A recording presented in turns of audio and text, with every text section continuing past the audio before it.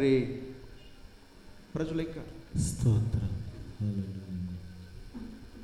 అది హల్లెలూయా హల్లెలూయా హల్లెలూయా.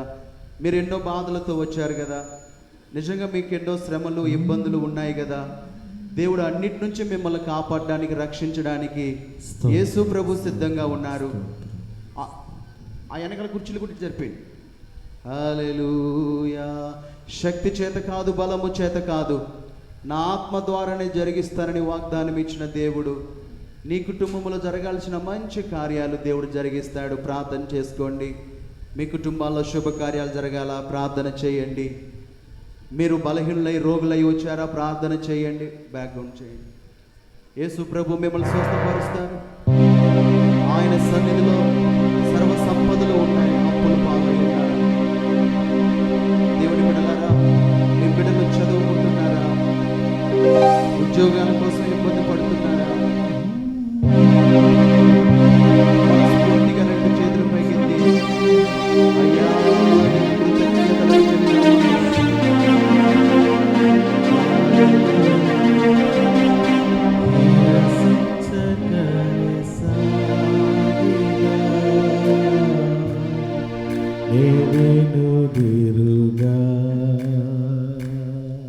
నిన్నే ప్రేమింతును,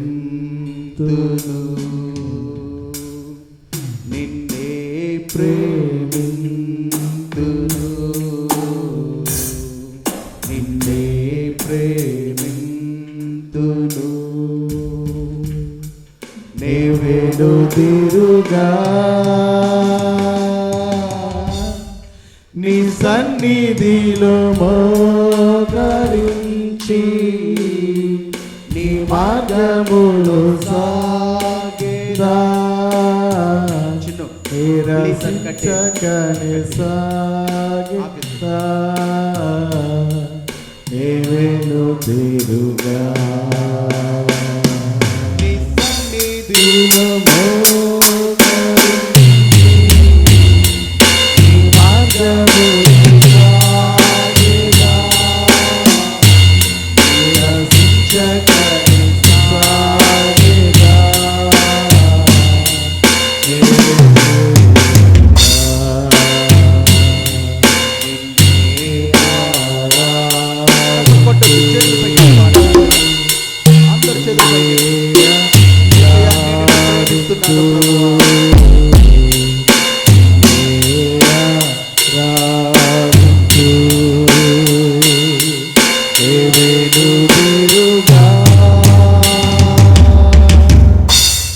నీ సన్నిధిలో మోకరించి నీ మార్గములో సాగుగా నిరసించకని సాగుగా నీవేను తిరుగా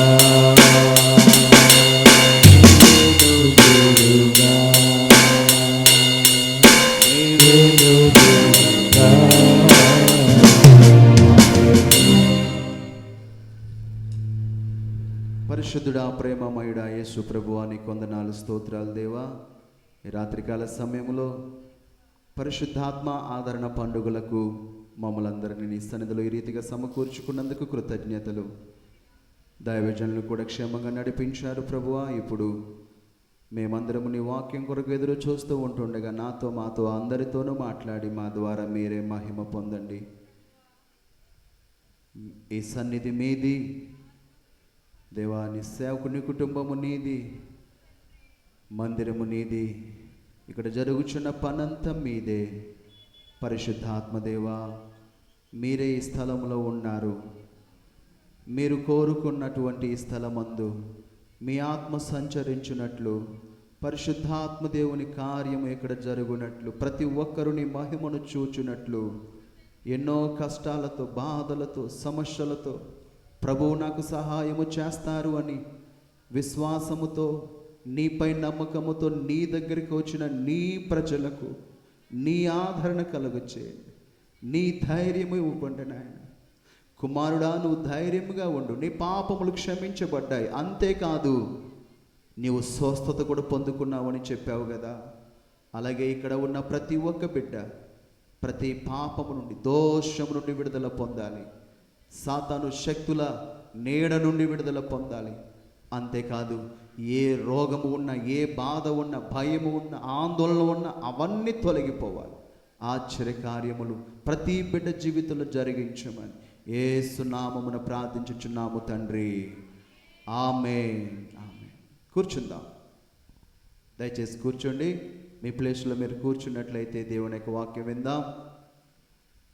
మొదటి వర్తమానముగా నాన్నగారు దేవుని యొక్క వాక్యాన్ని అందిస్తారు. మనం మొదటి చప్పులు కొట్టి వారిని ప్రేమతో ఆహ్వానిద్దాం.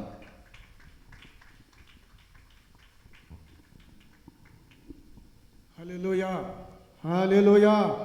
దేవుని బిడ్డలారా, ఈరోజు పగల దేవుడు తన యొక్క కృపతో మరి పగటి సభను చక్కగా జరిపించుకున్నారు.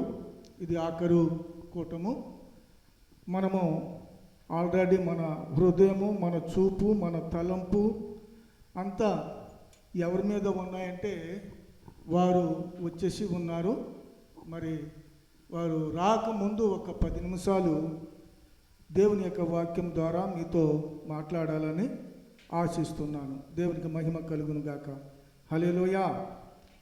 చూడండి దేవుని బిడ్డలారా, దేవుని వాక్యము సజీవమైన మరి ఎటువంటి వాడబారనే ఖడ్గము వంటిది.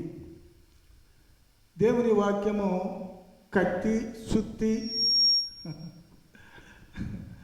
నీళ్ళు, దాహం తీర్చటానికి అన్ని రకాలుగా దేవుడి వాక్యముతో వాడబడుతున్నటువంటి దేవుని యొక్క వాక్యము. వాక్యము బతికిస్తుంది, వాక్యము ఆదరిస్తుంది. మాటే దేవుని మాట. అవునంటే అవును, కాదంటే కాదు. అవునంటే అంతా అవునుకునే జరుగుతుంది. లేదు ఇది జరగదు, ఇది నీకు కాదు అంటే మనకి జరగదు. కాబట్టి దేవుడు అవుననే అంటాడు కానీ కాదని ఎవరికి అనలేదు. ఎందుకంటే ప్రభు అన్నాడు, నా యొద్ద వచ్చిన వారు ఎవ్వరిని నేను తోసివేయను అన్నాడు. ఎవరైనా తోసివేయవచ్చు, ఎవరైనా లక్ష్యం పెట్టకపోవచ్చు, కానీ దేవాది దేవుడు మట్టుకి ఎవరు వచ్చినా లక్ష్యం పెడతాడు. వారి ఇష్టం ఏంటో అడిగి తెలుసుకుంటాడు. కనుక ఈ సమయంలో వచ్చినటువంటి మనందరి యొక్క ప్రతి అవసరములు యేసు ప్రభువుకు తెలుసును. తెలిసినా అడగాలి. ఏం కావాలనేది ఆయనకు తెలుసును. ఆయన మనం అడగాలి. అడగటము మన ధర్మం. అడిగినప్పుడు కాదనకుండా దయచేసేది దేవుని యొక్క దయగల దేవుడు అనమాట. కాబట్టి ఈ సమయంలో కొద్ది మాటలు మనము దేవుని యొక్క పరిశుద్ధ గ్రంథములో నుండి తెలుసుకుందాం. దేవునికి మహిమ కలుగును గాక. హల్లెలూయా. జ్ఞాని అయినటువంటి సొలొమోను ఒక అద్భుతమైన మాట చెప్పారు. ఈ సమయంలో ఆ మాటని జ్ఞాపకం చేసుకుందాము. చూడండి, సామెతల గ్రంథము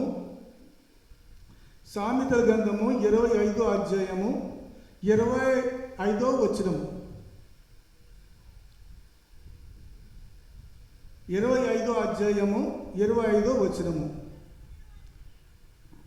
దప్పికొనిన వానికి చల్లని నీళ్లు ఎట్లుండునో, దూర దేశము నుండి వచ్చిన శుభ సమాచారము అట్లుండును. దేవునికి స్తోత్రం. హల్లెలూయా. వింటున్నారా?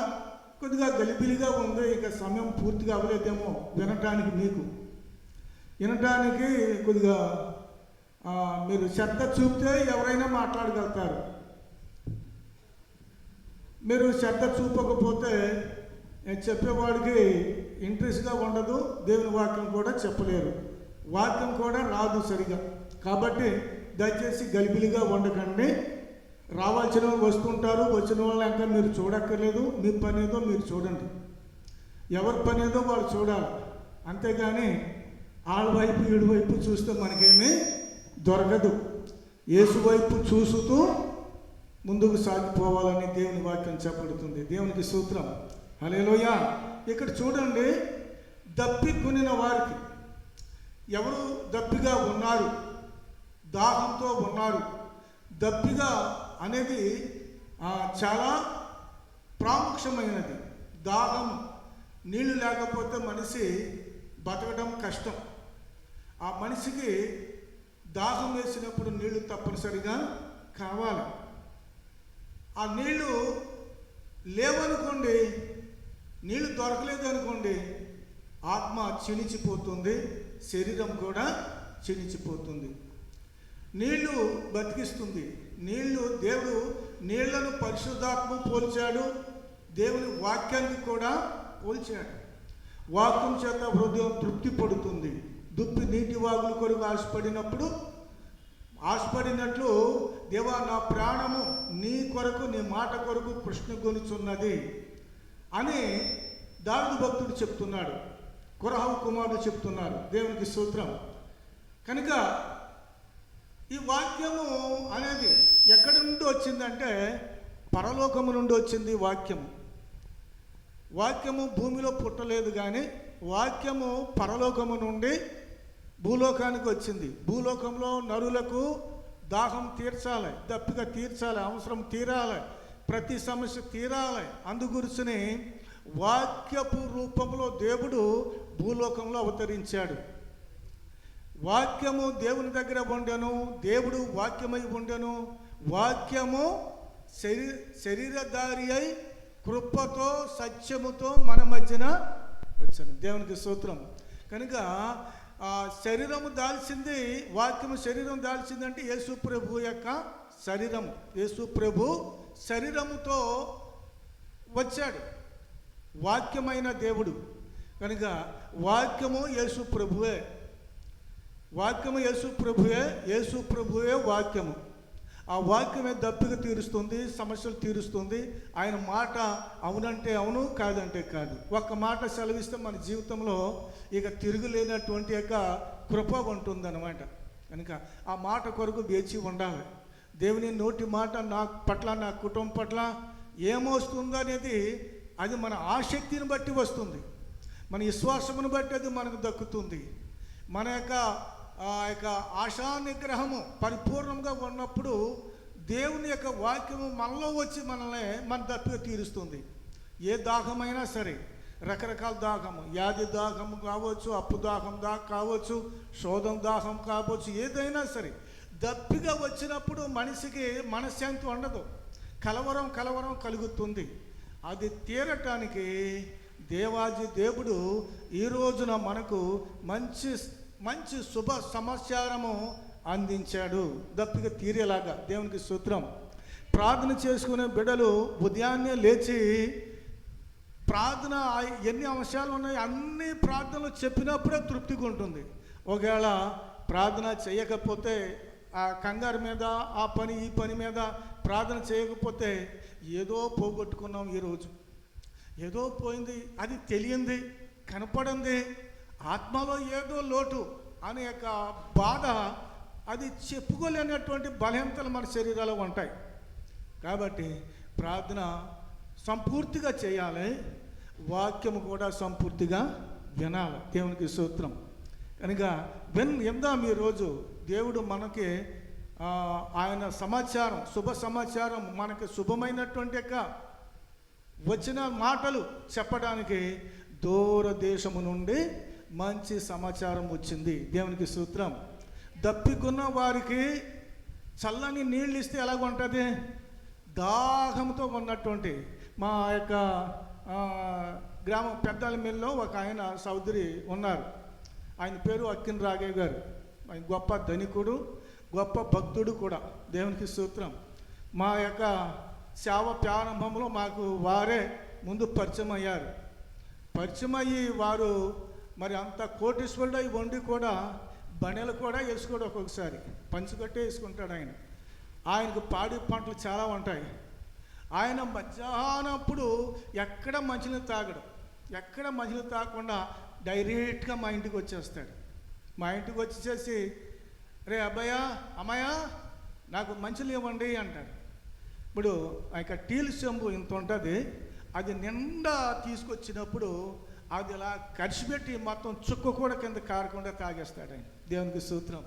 తాగేసేసి తెప్పరిల్లి సంతోషంగా ఉండి ఏం చేద్దాం అనుకున్నావు దేవుడి పనికి, దేవుడి పని ఎలా చేస్తావు, ఎలా చేస్తున్నావు ఏంటి అని మంచి మాటలు చెప్తాడు. దేవునికి స్తోత్రం. హల్లెలూయా. దేవుని బిడ్డలారా, దాహం ఉన్నప్పుడు చిన్నపిల్లలు అయితే ఏడుస్తారు, ఏడుపు కూడా సరిగ్గా రాదు.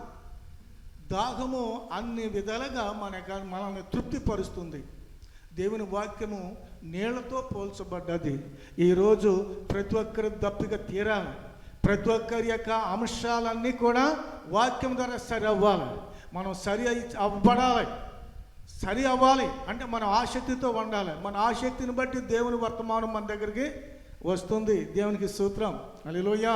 కాబట్టి చూడండి, దప్పిక ఉన్నటువంటి వారికి చల్లని మంచినీళ్ళు ఇస్తే ఎలా ఉంటుంది?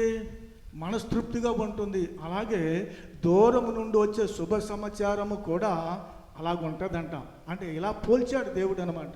వాక్యము ఈ దప్పిక తీరినప్పుడు దప్పికొన్న వాళ్ళకి మంచి నీళ్ళు ఇస్తే ఎంత తృప్తి పొంది కృతజ్ఞత చెప్తారో, అలాగే వాక్యాన్ని కూడా అంత తృప్తి కలిగేలాగా వస్తుందని చెప్పి ఈ మాటల ద్వారా మనకు తెలుస్తుంది. దేవునికి స్తోత్రం. కనుక దేవుని బిడ్డలారా, దప్పిక తీరే యొక్క మార్గం యేసు ప్రభు దప్పిక తీర్చేవాడు. ఆయన అందరికీ దప్పిక తీర్చేవాడు.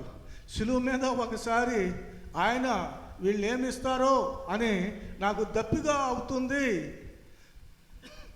నీళ్ళు అడిగాడు. ఆయన నీళ్ళు అడిగితే ఈ మానవ మృగమైనటువంటి మానవ జాతి అర్థం చేసుకోలేనటువంటి మానవులైనటువంటి మనము ఏం చేశారంటే ఆయనకి చేదు కలిపినటువంటి చిరకను సంజీపు పుడకతో ముంచి ఆయన అందించారు, నోటికి అందించారు. అంటే అంత కసి అనమాట. ఆయన ఏం చేశాడని ఆయన మీద అంత కసి. దేవుడు ఏమో అన్యాయం చేశాడా? ఈయన తప్పు చేశాడు, ఎవరినైనా కొట్టాడు, ఎవరినైనా చంపాడు, ఎవరినైనా చెప్పించాడు, ఎవరినైనా పాడు చేశాడా? అందరినీ బాగు చేశాడు ఆయన. దేవునికి స్తోత్రం. ఆయన యొద్ద వచ్చిన ప్రతి ఒక్కరిని, రోగుల్ని స్వస్థపరిచాడు, పాపులను రక్షించాడు, అందరినీ రక్షించాడు. యేసుక్రీస్తు ప్రభు అందరికీ ఉపకార్య, కానీ ఎవరికి అపకార్య లేదు. దేవునికి స్తోత్రం. ఆయన అందరికీ ఉపకారి, అందరికీ ఉపకారం చేశారు. కానీ ఆ ఉపకారాన్ని అనుభవించి కూడా దానికి కృతజ్ఞత లేకుండా విరోధంగా ప్రవర్తిస్తున్నటువంటి ప్రపంచము, లోకము, మానవులది కాదు తప్పులే, మానవుల్లో ప్రవేశించినటువంటి అపవాది. మనకి ఎప్పుడు మానవులు ఎవరు విరోధులు కాదు, ఏ మనిషి విరోధి కాదు, కానీ సాతానుడు ఒక్కడే మనకి విరోధి. దేవునికి స్తోత్రం. ఏ మనిషిని కూడా మనం తక్కువగా అంచనా వేయవద్దు, దూషించకూడదు, ఏమీ అనకూడదు, ప్రేమించు అంతే. కానీ సాతాన్ని మాత్రము దేశించు యేసు ప్రభు నామములో. దేవునికి స్తోత్రం. కనుక ఆయనకు ఆ దప్పిక దొరకలు, అందరి దప్పిక తీర్చారు. ఒకనాడు మెట్ట మధ్యాహ్నం 12 గంటల సమయంలో సమరయ నుండి ఒక స్త్రీ నీళ్లు పట్టుకెళ్తానికి వచ్చింది. నీళ్లు పట్టుకెళ్తానికి వస్తే యేసు ప్రభు నీళ్ళు అడిగాడు. ఎవరు పోయారు? మంచినీళ్ళు అడిగితే అమ్మ కాస్త మంచినీళ్ళు పోయమంటే పోసేవాళ్ళు లేరా? పోస్తారు. కానీ ఆ అమ్మాయి నీళ్లు పోయలేదు. కానీ మరి వారి యొక్క పెద్దల యొక్క పారాచారం ద్వారా ఏనాడో సమరయులుగా అంటూ పెట్టినట్టుగా యూదులు మరి వాళ్ళు తక్కువ చూపు చూశారనే భావంతో, మీరు యూదులు కదా, నా దగ్గర మంచినీళ్ళు అడుగుతున్నారు ఏంటి, మీరు మా చేతి నీళ్ళు ఎలా తాగుతారు అని అడిగినప్పుడు యేసు ప్రభు తన దప్పిక తీర్చాడు. దేవునికి స్తోత్రం. హల్లెలూయా. అమ్మా, నువ్వు ఇచ్చే నీళ్ళు అయితే మళ్ళా దప్పిక వస్తుంది, కానీ నేను ఇచ్చాననుకో నీళ్ళు ఇంకెప్పుడు దప్పిక ఉండదు అన్నాడు. దేవునికి స్తోత్రం. అవునమ్మా, ఈ రాత్రికాల సమయంలో, ఈ చివరి కూటంలో ఆయన వాక్యాన్ని మనం ఖచ్చితంగా నమ్మినట్లయితే ఇక మనకి ఎప్పుడు దప్పిక ఉండదు. ఎప్పుడు ఇంకా అనుమానాలు ఉండవు. కనుక ఈ రాత్రి మనకు మంచి శుభ సమాచారము దేవుడు ఇవ్వబోతున్నాడు. దేవునికి స్తోత్రం. హల్లెలూయా. చూడండి, మత్తయి సువార్త 10వ అధ్యాయము 42వ వచనము చూడండి. మత్తయి సువార్త 10వ అధ్యాయము 42వ వచనము. కొన్ని వచనాలు చెప్తాను, గమ్ముని చదువుకుందాం. 10:42. మరియు శిష్యుడనే ఎవడు ఈ చిన్న వారిలో ఒకనికి గిన్నెడు చల్లనీళ్ళు తాగనిచ్చునో వాడు తమ ఫలము పోగొట్టుకుడని నిశ్చయముగా మీతో చెప్తున్నాను. దేవునికి స్తోత్రం. హల్లెలూయా. చూడండి, ఇక్కడ యేసు ప్రభువారు స్వయంగా చెప్పినటువంటి మాట సంఘముతో చెప్పాడు, ప్రజలతో చెప్పాడు. ఇదిగో ఈ చిన్నవానిలో, అంటే ఎవరు ఆ చిన్నవాడెవరు? ఆ చిన్నవాడెవరు? ఆ చిన్నవాడికి అవసరం ఏంటి? ప్రభు చెప్తున్నాడు ఈ రాత్రి సమయంలో, ఇదిగో ఈ చిన్నవాణిని ఎవరు గిన్నెడు చల్లనీళ్ళు తాగనిచ్చునో వాడు ఎప్పుడు తన యొక్క ఫలాన్ని పోగొట్టుకోడు అన్నాడు. దేవునికి స్తోత్రం. దేవుని బిడ్డలారా గమనించండి, చిన్నవాడు అనగా ఈయన సహోదరుడు అంటున్నాడు యేసు ప్రభువారు. తన సేవకుని గురించి చెప్తున్నాడు. తన సేవకుని పై వచనాల్లో కొన్ని మాటలు చెప్పడం, నువ్వు సువార్త చెప్పడానికి వెళ్ళు, రాజ్య సువార్త చెప్పడానికి వెళ్ళు, నీ అవసరం ఏమీ అక్కడ, నువ్వేమి నీ అవసరానికి ఏం తీసుకెళ్ళకు, అన్నీ నేను చూసుకుంటాను అన్నాడు. దేవునికి స్తోత్రం. అన్నీ నేను చూసుకుంటాను, నువ్వు వెళ్ళమన్నాడు. అలాగని చెప్పి ప్రజల వైపు ఏమన్నాడు, ఈ చిన్నవాణిని గిన్నెడు చల్లనీళ్ళు ఇస్తే దాని ప్రతిఫలము వారు పోగొట్టుకోరు అన్నారు అనమాట. కనుక మనం ఏం చేయాలి? మనం పరలోకపు ఫలము పొందుకోవాలంటే ఇక్కడ మనము ఎవరిని ప్రేమించాలి, ఎవరిని ఆదరించాలి, ఎవరిని దప్పిక తీర్చాలి? దేవుని యొక్క సేవకుని యొక్క దప్పిక తీర్చాలి. దేవునికి ఆయన దప్పిక తీర్చి ఆయన అవసరంలో చేయి పడితే, ఆయన అవసరంలో మనము ఉన్నట్లయితే ఎప్పుడు మన ఫలాన్ని పోగొట్టుకోము. ఇంకా పోదు అది. ఎవరు అడ్డు వచ్చినా అది పోదు, ఆ ఫలం మన దగ్గర వస్తుంది. ఎవరు చెప్పారు ఈ మాట అంటే సాక్షాత్తు యేసు ప్రభువారే చెప్పారు.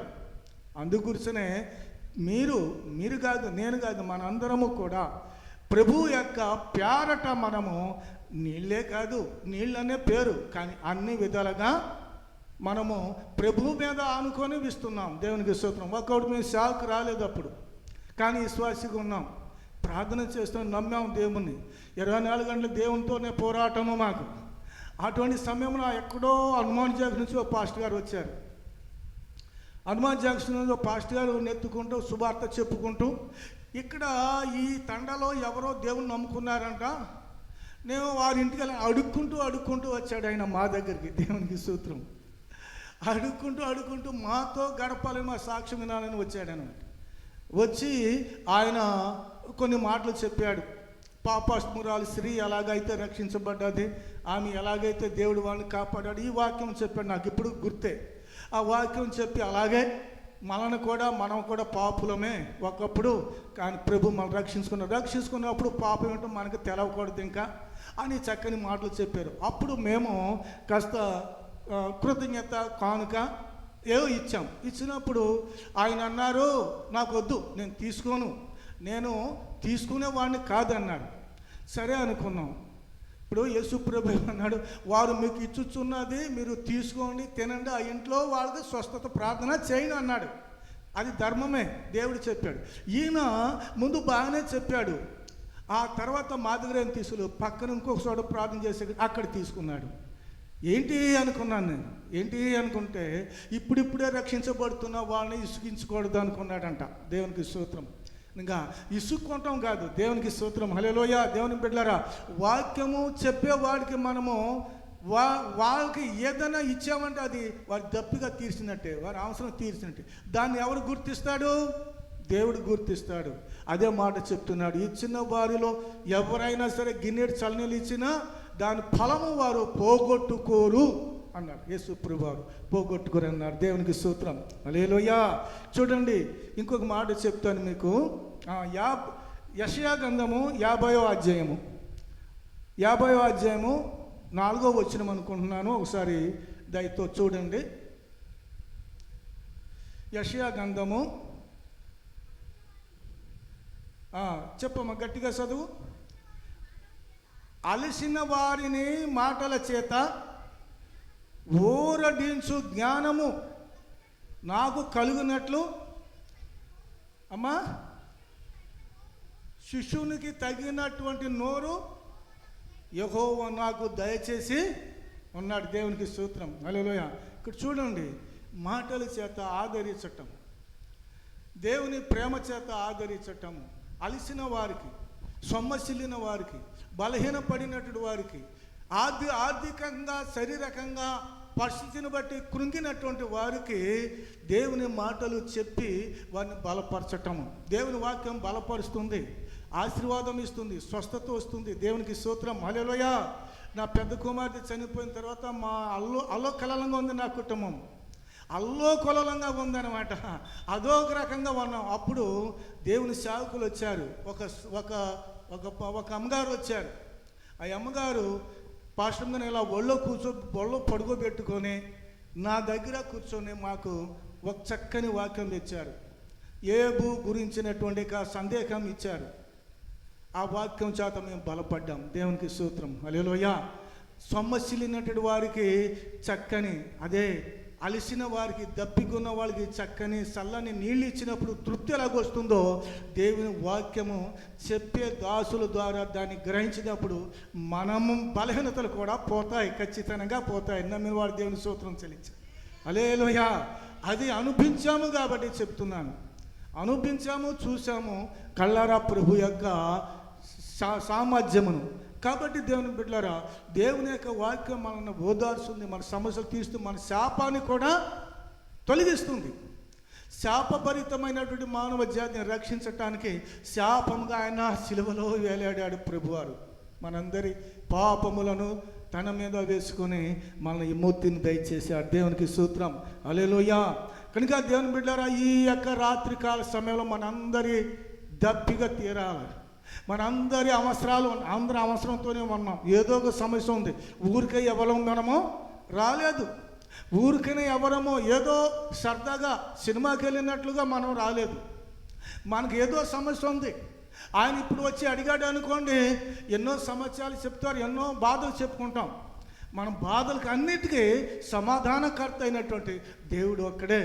ఆయనే నీ దప్పిక తీర్చేవాడు, నీ యొక్క బలహీనతను పోగొట్టేవాడు, నీ రోగాన్ని పోగొట్టేవాడు, నీ సమస్యలకు పరిష్కారము ఏసే పరిష్కారము. దేవునికి స్తోత్రం చెల్లిద్దాం. హల్లెలూయా. ఆయనే పరిష్కారము, ఆయనే మనకు ఆధారము. దిక్కులేని వారికి ఆధారం ఆయనే. దేవుని బిడ్డలారా, కాబట్టి దేవుడు గొప్ప దేవుడు, మన ప్రభు రక్షణ కలుగజేసే దేవుడు అని చెప్పి ఈ మధ్యాహ్న కాల సమయంలో మీతో నేను కొన్ని విషయాలు చెప్తున్నాను. దేవునికి మహిమ కలుగును గాక. దప్పిగొన్న వాళ్ళారా, నీళ్ళ ఎద్దకు రండి, నా ఎద్దకు రండి, దప్పిక తీర్చుకోండి అని అనేకులు దప్పిక తీర్చిన దేవుడు ఈ రాత్రి ఏ బిడ్డ ఏ దప్పిక కలిగి, ఏ సమస్య, ఏ భారం, ఏ బాధ, ఏ శోధనతో, ఏ సమస్యలతో ఉన్నా తీరుస్తున్నాడు దేవుడు. దేవునికి స్తోత్రం. ఇక్కడ నిలబడేది ఎవరో ఒకరు కానీ అంతా మాట్లాడేది యేసు ప్రభువేనంట. దేవునికి స్తోత్రం. హల్లెలూయా. హల్లెలూయా. చూడండి దేవుని బిడ్డలారా, ఇంకొక మాట చెప్తాను నేను. మరి ఆ మాట చెప్పి నేను ముగిస్తాను. దేవుని యొక్క నామములో దేవునికి మహిమ కలుగును గాక. హల్లెలూయా. నిర్గమకాండం 17వ అధ్యాయము 1వ వచనం చూడండి. నిర్గమకాండం 17వ అధ్యాయము 1వ వచనము. తర్వాత ఇశ్రాయేలీయుల సర్వ సమాజము యెహోవా మాట చొప్పున తమ ప్రయాణములలో సీను అరణ్యము నుండి ప్రయాణమైపోయి దిగిరి. అక్కడ ప్రజలు తమకు తాగటానికి నీళ్లు లేనప్పుడు మోషే మీద వాదిస్తున్నారు. దేవునికి స్తోత్రం. మోషే ఒక మాట చెప్తాడు, మీరు నాతో వాదిస్తారే, నన్ను అడుగుతారే, నేను పరిష్కారాన్నా? నేను కాదు పరిష్కారాన్ని, దేవుణ్ణి అడగండి అని చెప్పి దేవుణ్ణి అడిగితే దేవుడు ఏం చేస్తాడు అనేది అక్కడ రుజువుపరిచాడు దేవుడు. దేవునికి స్తోత్రం.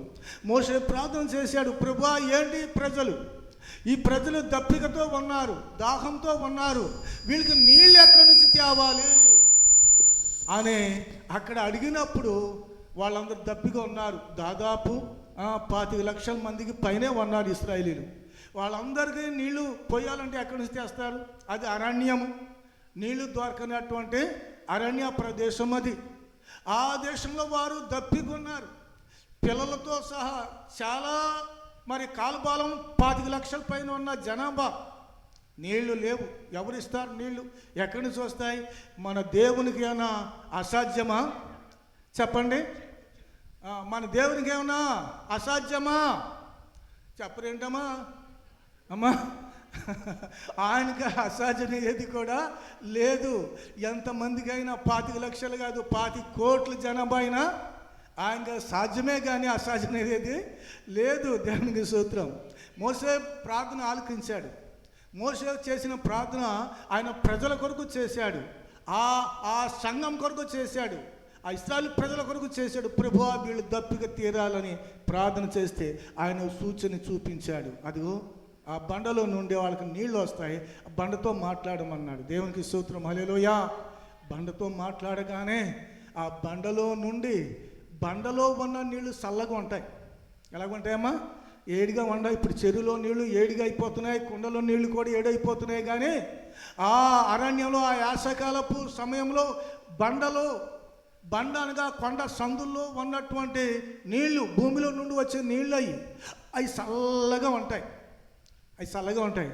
ఆ నీళ్లు ప్రవాహము వలె ఆ బండలో నుండి బయటకు వచ్చినాయి. అందరి ఆ ప్రయాణంలో వారు అలిసిపోయినా, సొలిసిపోయినా, బలహీనపడిన సమస్యలన్నిటిని కూడా ఆ నీళ్ల ద్వారా వాళ్ళ దప్పిక తీరింది. చప్పలు కూడా దేవుని మహింపరుచుకుందాము ఒకసారి. హల్లెలూయా. దప్పిక తీర్చే దేవుడు, దాహం తీర్చే దేవుడు, రోగాలు పోగొట్టే దేవుడు, ఆదరణ ఇచ్చే దేవుడు, సమస్యలను అనే బలాభివృద్ధి ఇచ్చే దేవాది దేవుడు మన ప్రభు. కనుక దేవుని వాక్యము దప్పిగా తీరుస్తుంది, బాధలు పోగొడుతుంది, రోగాలు పోగొడుతుంది, సమస్యలనే తొలగిస్తుంది. దేవుని వాక్యాన్ని దేవుడు ఎలా పోల్చాడో, దప్పికొన్న వారికి చల్లని నీళ్ళు ఇచ్చేటప్పుడు ఎంత తృప్తిగా ఉంటుందో, ఎంత సంతోషంగా ఉంటుందో, అలాగే దూరము నుండి వచ్చే సమాచారము, శుభ సమాచారము అట్లుంటుంది. దూరం నుండి వచ్చే సమాచారాలు కొన్ని రకాలు ఉన్నాయి, 2 రకాలు ఉన్నాయి. ఒకటి శుభ సమాచారం ఉంటుంది, ఒకటి చెడ్డ సమాచారం కూడా ఉంటుంది. మరి ఇంతవరకు ఇప్పుడైతే ఫోన్లు ఎక్కడ ఏమన్నా తెలిసిపోతుంది. ఇంతవరకు దూరంగా ఎవరికి అమ్మాయిని ఇచ్చామనుకోండి, ఆ అమ్మాయిని సంవత్సరానికి ఒకసారి కూడా చూస్తానికి రానివ్వరు, పంపరు. భయంకరమైన కఠినమైన దినాలు మా దినాల్లో. అటువంటి దినాల్లో ఎన్ని బాధలు పడుతుంటాం, అమ్మాయిని ఇచ్చేసేసి బాధపడుతుంటాం, ఏడుస్తుంటాం. ఎలాగుందో తన జీవితం, ఎలాగుందో ఏంటో, ఎంత బాధపడుతుందో అని ఏడ్చేవాళ్ళము. వెళ్ళాలంటే ఒక రోజంతా పట్టేసేది, వెళ్ళి రావాలి, అలా ఉండేది. లేకపోతే ఉత్తరం రాయాలి, 4-5 రోజులుగా ఉత్తరం అందుతుంది. మరలా 4-5 రోజులకి ఆ ఉత్తరం మళ్ళీ తిరిగి వస్తుంది. అప్పుడు అలర్ట్ ఉంటుండేది. కానీ యేసయ్య ఇప్పుడు ఏమంటున్నాడు? యేసయ్య వాక్యము అంత అవసరం లేకుండా ఇప్పుడుకప్పుడే మనకు అన్నీ అర్థమైపోయేలాగా అరే దేవుడు మన యొక్క దప్పిగా తీరుస్తున్నాడు, మన ఆశలు తీరుస్తున్నాడు. అంటే దేవుని కలిగినటువంటి మనము ఇప్పుడు విందాం. దూరం నుండి వచ్చిన శుభ సమాచారము మనందరి దప్పిక తీరాలి, అందరి అవసరాలు తీరాలి, అందరి సమస్యలు తీరాలి. అట్టి కృప అలాగా ఆ దైవజనం ద్వారా మనతో మాట్లాడి ఈ సంతోషకరమైనటువంటి ఈ 2 దినాల యొక్క ఈ సభలకు దేవాది దేవుడు తగిన ప్రతిఫలం ఇచ్చి కష్టపడుతున్నటువంటి బిడ్డలకు తగిన ప్రతిఫలము బహుమానము దయచేయునుగాక. ఆమేన్. దయామేడ ఈ దినం బిడ్డలను దీవించి కాపాడు ప్రభువా. నాయన ఈ దినమున మా ప్రభువా, మరి నీ వాక్యము ద్వారా ప్రతి సమస్యకు పరిష్కారము దయచేయి తండ్రి ప్రభువా. నీ వాక్యాన్ని పంపి బాగు చేస్తానన్నావు. ఇక్కడ ఎంతమంది బలహీనులుగా ఉన్నారు, అనారోగ్యంగా ఉన్నారు, ఆదరణ లేక ఉన్నారు, నీ వాక్యము ద్వారా మాకందరికి బాగు చేసి మహిమ ఘనత ప్రభావాలు పొందుకోమని యేసు ప్రభు పరిశుద్ధ నామంలో ప్రార్థన చేసి అడిగేడుకుంటున్నాం పరమ తండ్రి. ఆమేన్. ఆమేన్. అందరికి వందనాలండి. వందనాలు. మంచిది.